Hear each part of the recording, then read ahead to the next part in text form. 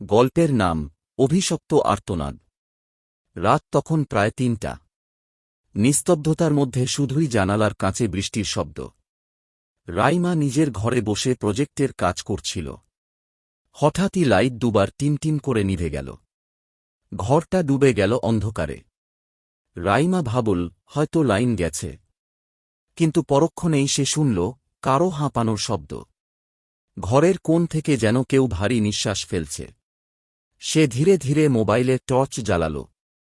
আলোটা যখন সেই কোণের দিকে গেল তখন কিছুই দেখা গেল না, কিন্তু বাতাস যেন ভারী হয়ে উঠল। চারদিক থেকে একটা ঠান্ডা গন্ধ আসছিল, পচা মাংসের মতো। হঠাৎ জানালার কাঁচে এক তীব্র ধাক্কা। রাইমা চিৎকার করে পিছিয়ে পড়ল। দেখল জানালার ওপাশে এক ফ্যাকাসে মুখ, কালো চোখ আর লম্বা নখওয়ালা এক নারী চেয়ে আছে তার দিকে। মুখটা হা করে আছে, কিন্তু কোনো শব্দ বের হচ্ছে না, শুধু নিঃশব্দ আর্তনাদ। পরের মুহূর্তেই সেই মুখ জানালার ভেতর দিয়ে ঢুকে এল, যেন কুয়াশার মতো শরীর। তার চোখ দুটি জ্বলছে, ঠোঁট ফাঁক করে বলল, আমার সন্তানটাকে ফিরিয়ে দে। তুই ওকে কবর থেকে তুলেছিলি। রাইমা ভয়ে স্তব্ধ। হ্যাঁ, গত মাসে সে বন্ধুবান্ধবদের নিয়ে পুরনো গোরস্থানে গিয়েছিল ভিডিও বানাতে।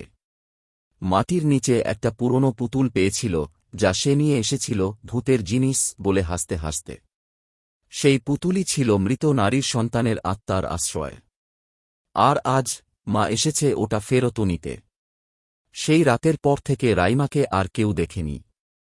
শুধু তার ঘরে মাঝে মাঝে বৃষ্টির রাতে জানালায় একটা ফ্যাকাসে মুখ দেখা যায়, দাঁত বের করা ভয়াল হাসি নিয়ে।